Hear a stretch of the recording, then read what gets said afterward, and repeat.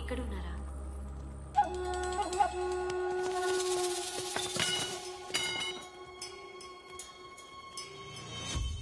ఇందా ఈ ఇంటి కోడలుకుండే ముఖ్యరా.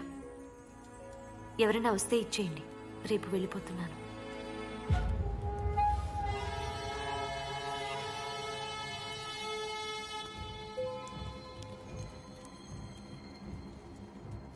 ముక్కరిస్తే చెల్లిపోతుందా? ఇంకా చాలా ఇచ్చానే. నేను చాలా ఇచ్చాను. అలా లెక్కలేసుకుంటే మీరే నాకు రుణపడి ఉంటారు.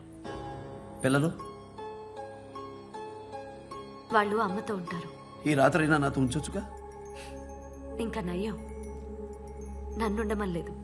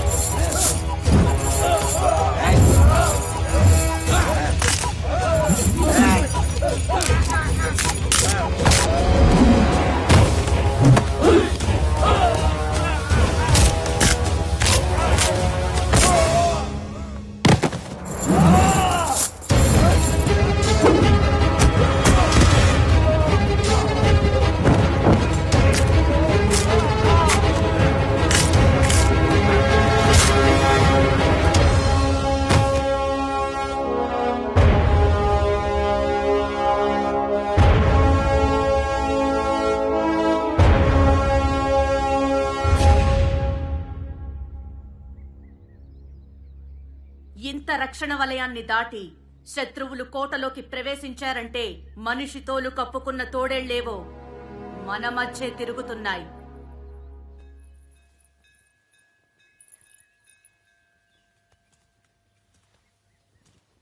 మహారాణి, నీ భర్తతో కలిసి మా అమ్మతనాన్ని బ్రతికించిన మాతృమూర్తివి. ఇలాంటి దాడులు ఎన్ని జరిగినా నీ ఐదోతనానికి ఏమీ కాదు వాసిష్ఠీదేవి. ఆ రాక్షసుడి చెర నుంచి మా బిడ్డల్ని విడిపించేందుకు నీ బిడ్డను ఎరవేశావు. ముద్దుగారి వయసులో యుద్ధరంగానికి పంపి అత్తగారిని వెంచిన వీరమాతవయ్యావు. నా బిడ్డ నన్ను అమ్మా అని పిలుస్తున్నప్పుడు నీ త్యాగమే గుర్తుకొస్తోందమ్మా. ఆ ధర్మమూర్తిని తయారు చేసింది గౌతమి మాత పెంపకమే కాదమ్మా, నీలాంటి వీరపత్ని మీదున్న నమ్మకం కూడా. మీ గురించి మహారాజు మా సామంత రాజులకు ఏం చెప్పారో తెలుసా? ప్రభు, వాసిష్ఠిదేవి ఒప్పుకుంటుందా? ఆమెది మాత్రం మాతృత్వం కాదా? తను నా శరీరంలోనే కాదు, సంకల్పంలో కూడా సగభాగం. ధర్మార్థ కామ మోక్షాలలో నా చెయ్యి వీడదు, నా మాట దాటదు. నువ్వు నిజంగానే ఆయన సంకల్పంలో సగభాగం వాసిష్ఠీదేవి.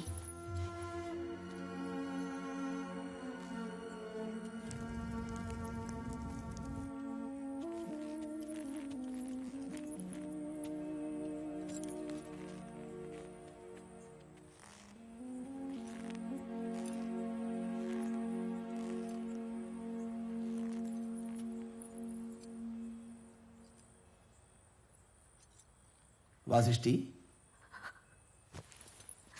కన్నీళ్లు కూడా గుర్తుపడతారా? కన్నీళ్లకు మనసు పుట్టిల్లు, కళ్ళు అత్తారిల్లు, రెండు నావేగా. పుట్టింటికి వెళ్తారన్నావు. యుద్ధానికి భయపడి పారిపోయేంత పెరిగిదాన్నేం కాదు. అత్తను మించిన వీరమాతను. అబ్బో, ఇది ఎప్పటి నుంచో?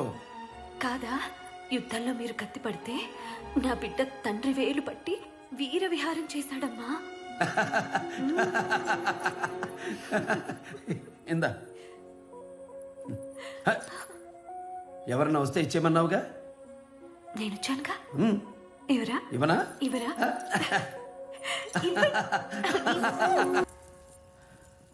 మీరు? ప్రభు, తన పేరు ఎథీనా. పశ్చిమ తీరంలోని పారసీకులు. వాళ్ళ తాతగారు ప్రపంచ యాత్రికులు. మన సంస్కృతి నచ్చి సింధు పరివాహక ప్రాంతంలో స్థిరపడ్డారు. అందుకు మా కళలు అబ్బినందుకు, మమ్మల్ని అబ్బురపరిచినందుకు. మీ గురించి కథలు కథలుగా విన్నాను. ఇప్పుడు మిమ్మల్ని కలిసే అదృష్టం కలిగింది. అది మా అదృష్టం. ప్రభు,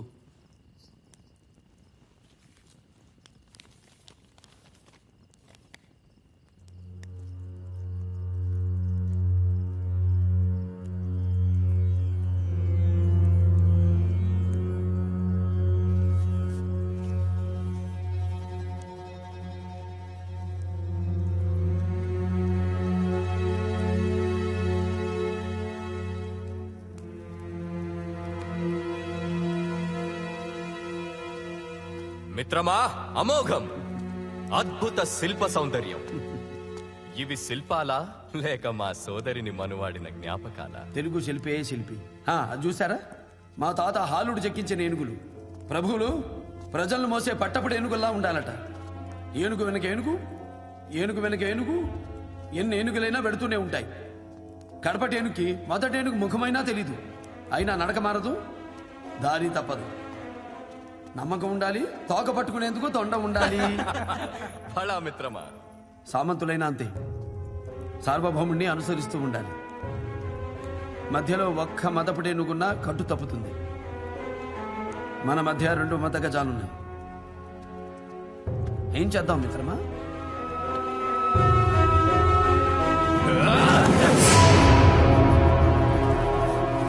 అప్పటి అలెగ్జాండర్ నుంచి ఇప్పటి డెమిత్రియస్ వరకు వరుస పెట్టడానికి మన దేశం పరదేశీయుల పడక కదా. యవనులతో చేతులు కలిపావా లేదా?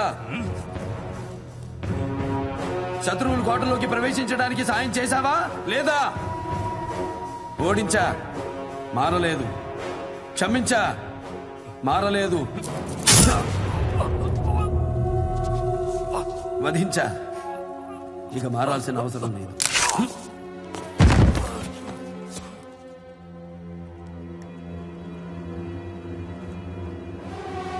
మందలో ఇంకొక మతగజం ఉంది.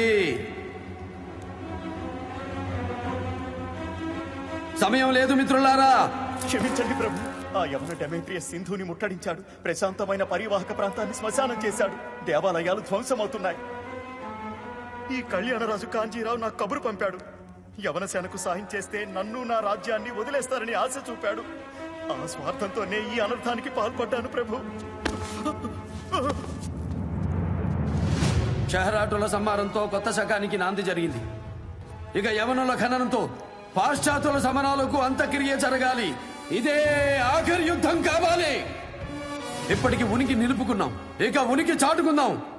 నూతన నిర్మాణమైన భారత రాజ్యాన్ని పరదేశపు నెత్తుడితో ప్రక్షాళన చేద్దాం. దొరికిన వాణ్ణి తురుముదాం, దొరకని వాణ్ణి తరుముదాం. ఏది ఏమైనా దేశం నేసం తిప్పుదాం. జయ హో అఖండ భారతావని.